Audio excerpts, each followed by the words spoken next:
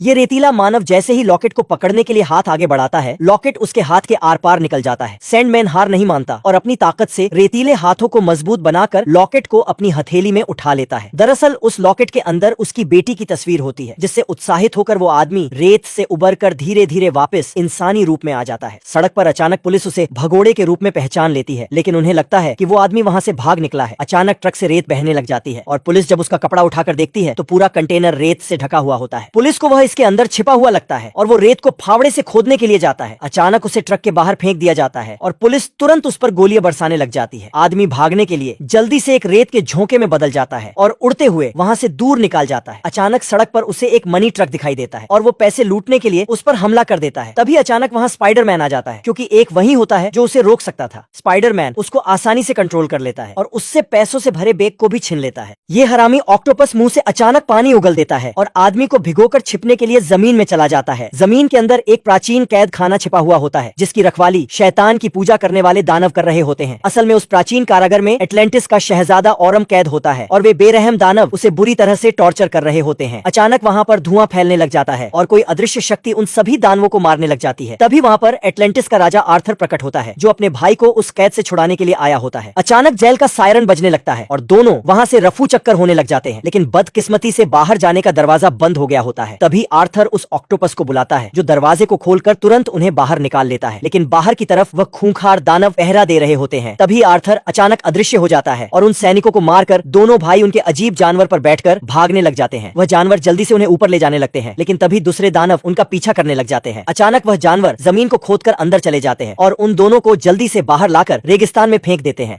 ये आदमी जैसे ही घास के मैदान में सिगरेट फेंकता है, घास सिगरेट को चकमा देकर दूर खिसक जाती है। आदमी को तुरंत कुछ गड़बड़ महसूस होती है और वो औजार लेकर गड्ढा खोदने लग जाता है, लेकिन तभी उसने पाया कि लॉन के नीचे मिट्टी नहीं बल्कि मिट्टी जैसी दिखने वाली रबर है। फिर वो आदमी आसमान की ओर देखता है तो बादलों का शेप असल दुनिया से अलग दिख रहा होता है, जिस वजह से वो घर की छत पर चढ़ने का फैसला करता है। नतीजन वो आदमी पूरी तरह से चौंक जाता है, क्योंकि सभी लोगों के घर एक ही जैसे दिख रहे होते हैं। फिर वो अपनी पत्नी को लेकर वहाँ से दूर जाने का फैसला करता है, लेकिन वहाँ की सड़कें भी बिल्कुल एक जैसी दिख रही होती है। लोग बिना बाहर निकले पूरी रात गाड़ी चलाते रहते हैं, लेकिन अचानक कार का ईंधन समाप्त हो जाता है और वे लोग रात गुजारने के लिए एक घर खोजने का फैसला करते हैं। सौभाग्य से उन्हें फ्रिज में कुछ खाना मिल जाता है, जिसे खाते ही पता चलता है कि असल में इसका कोई स्वाद नहीं है। अगली सुबह वे लोग सूरज को अनुसरने का फैसला करते हैं, ताकि एक निर्धारित दिशा में जाकर वहाँ से बाहर निकल सके। हालांकि उन्हें सूरज के डूबने तक ये तक पता नहीं था कि वे लोग कहाँ तक पहुँचे हैं। अचानक उसकी पत्नी को एक रोशनी वाला घर दिखाई देता है और वे उत्साहित होते हुए अंदर चले जाते हैं, लेकिन मेज पर उन्हें वही स्ट्रॉबेरी दिखाई देती है जो पिछली रात उन्होंने खाए बिना। ये लोग इस गुफा के अंदर खजाना ढूंढने आए होते हैं, जहाँ पर उन्हें ढेर सारे हीरे देखने को मिल जाते हैं। लड़का जल्दी से उन हीरों को अपने बैग में भरने लग जाता है, लेकिन अचानक एक हीरा बैग से निकलकर जमीन पर गिर जाता है और गुफा के अंदर हलचल होने लग जाती है। अचानक वहाँ की जमीन खिसक जाती है और वे तीनों लोग काफी तेजी से नीचे गिरने लग जाते हैं, लेकिन वो खाई किसी लूप होल की तरह होती है, जो खत्म होने का नाम ही नहीं ले रही थी। तकरीबन आधा घंटा बीत जाने के बाद भी वे लोग अभी तक नीचे गिरते जा रहे होते हैं। अचानक उन्हें पानी की बूंदें दिखाई देती है और वे लोग फिसलते हुए जाकर एक झील में गिर जाते हैं। बाहर निकलते ही उन्हें चमकते हुए पक्षियों का एक झुंड दिखाई देता है, जो उन लोगों ने पहले कभी नहीं देखा होता। अचानक वो पक्षी उन्हें रास्ता दिखाने लग जाते हैं और वे तीनों लोग उनका पीछा करने लग जाते हैं। सुरंग से बाहर निकलते ही वे लोग एक अद्भुत जगह पर पहुंच जाते हैं, जो कि हमारी पृथ्वी का केंद्र बिंदु होता है। पृथ्वी के अंदर ऑक्सीजन की मात्रा इतनी ज्यादा होती है कि मशरूम भी एक पहाड़ जितने बड़े बड़े होते हैं। अचानक उन्हें वहाँ कुछ मानव अस्तित्व दिखाई देते हैं, जो 21वीं सदी के मनुष्य द्वारा छोड़े गए प्रतीत हो रहे थे, और वहाँ रखी किताब में ये चेतावनी भी दी गई थी कि आइलैंड से बाहर निकल